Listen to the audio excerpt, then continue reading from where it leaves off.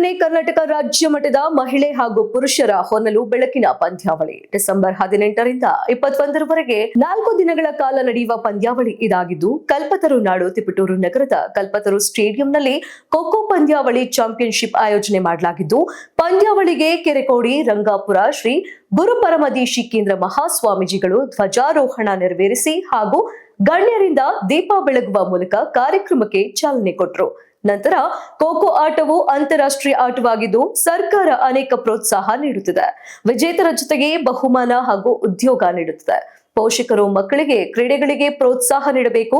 ಕ್ರೀಡಾಪಟುಗಳು ಸೋಲು ಗೆಲುವನ್ನ ಸಮಾನವಾಗಿ ಸ್ವೀಕರಿಸಿದ ಮನೋಭಾವ ರೂಢಿಸಿಕೊಳ್ಳಿ ಎಂದರು.